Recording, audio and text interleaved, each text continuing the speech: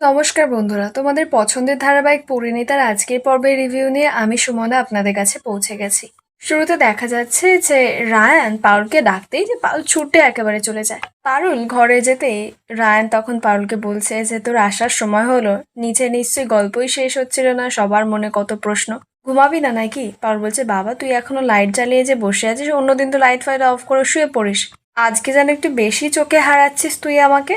রায়ানের মুখটা কথাটা শুনে এমন হয়ে যায়, মনে হয় ও কিছু বলতে চায় কিন্তু বলতে পারেনি, চুপ করে যায়। পারুলে সেটা বুঝতে পারে, তাই ওর মনে এখন কৌতূহল জেগেছে যে ও কি বলতে চায়। পারুল তখন ভাবছে যে তাহলে কি ওর সুখের দিন আসতে শুরু করেছে।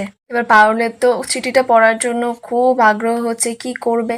রায়ান বুঝতে পারে, পারুলকে বলছে কি চিঠিটা পড়ার জন্য একেবারে মন ছটফট করছে তাই না? বলছে মোটেও না, হয়তো তুই আমার সঙ্গে আবার প্র্যাঙ্কও করতে পারিস, যাকে তুই শুয়ে পর, আমি চেঞ্জ করে আসি, এই বলে পারুল চলে যায়। পারুল শোয় কিন্তু কোনো মতেই ঘুম আসে না। চিঠিটা আবার পাশে রেখে শুয়েছে, যে চিঠিতে কি লেখা আছে, তীরপিন্ডিটা কি লিখেছে, এসব ওর মাথায় আসে। এদিকে রায়না তো বুঝতে পারে পারুলের ঘুম আসছে না, এদিক ওদিক করে।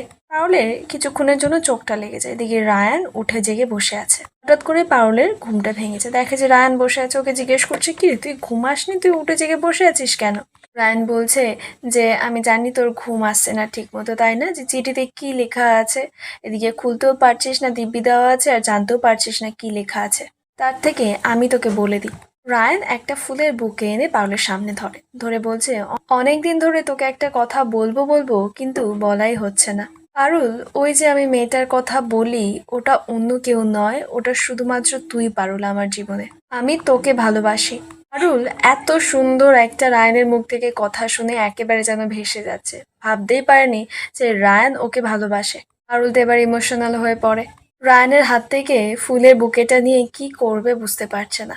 সঙ্গে সঙ্গে তো রায়ানকে জোরে জড়িয়ে ধরে পারুল। পারুল কাঁদতে কাঁদতে এবার বলছে শয়তান ছেলে একটা, তাহলে এতদিন আমাকে এইভাবে কষ্ট দিয়ে কাঁদিয়ে তুই কি লাভ পেলি বলতো? রায়ান বলছে প্রাণের আরাম, আত্মার শান্তি।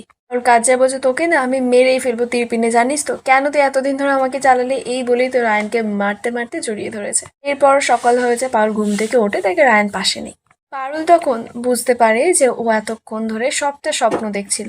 এবার তো পারুলের রায়ানকে নিয়ে চিন্তা হচ্ছে যে ভোর হয়েছে, রায়ান এত সকাল সকাল কোথায় চলে গেল। পারুল তো ফার্স্টে ওয়াশরুমটা দেখে যে কেউ তোর ওয়াশরুম মানে দরজা দেওয়া, তারপরে বাইরে বেরোয় রায়ান রায়ান করছে। তখন মৈনাকটা ছুটে আসে, বলছে পারুল কি চিঠিতে কি লেখা ছিল পড়েছো?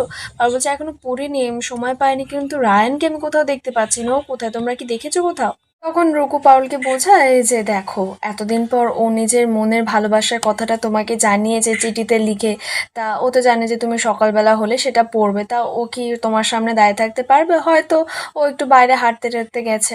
এবার সবাই তো এক্সাইটেড যে রায়ান চিঠিতে কি লিখেছে, তাই সবাই এক ঘরে জমায়েত হয়। পারুল তো অনেক সাহস নিয়ে চিঠিটা খোলে, এবার দেখে যে রায়ান লিখেছে।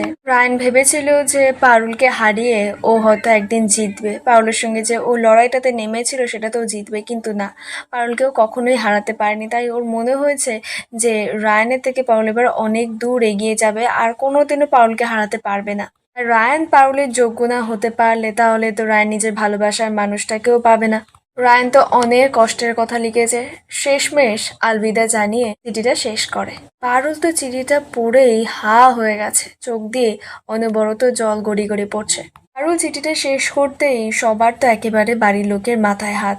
অপরদিকে রায়ান তো বাইক চালাচ্ছিল, কিছুটা দূর যেতেই ওর বাইকটা হঠাৎ করেই থেমে যায়। রায়ান কাজে আর বলছে যা বন্ধু, তোমার সঙ্গে আমি অনেক মুহূর্ত কাটিয়েছি। তো রায়ান তো ওর বাইককে আরো কিছু কথা শেয়ার করছে যে ও বাড়ি থেকে পারুলকে ছেড়ে চলে এসেছে, ওর ফ্যামিলি ছেড়ে চলে এসেছে, তাই ওকে সবাই ভিতু বলবে। কিন্তু রায়ানের কাছে কোনো রাস্তাই ছিল না, কারণ ও পারুলের যোগ্য হয়ে উঠতেই পারেনি। আর ও যতদিন না পারুলের যোগ্য হয়ে উঠতে পারছে ততদিন তো বলতেই পারবে না পারুলকে যে ও কতটা পারুলকে ভালোবাসে। রায়ান তো কাঁদতে কাঁদতেই নিজের বাইকটাকে ওখানে রেখে সব মনের কথা বলে চলে যায়। আর এখানেই আজকের পর্বের আপডেট শেষ হয়, দেখা হবে আগামী পর্বের আপডেটের সঙ্গে।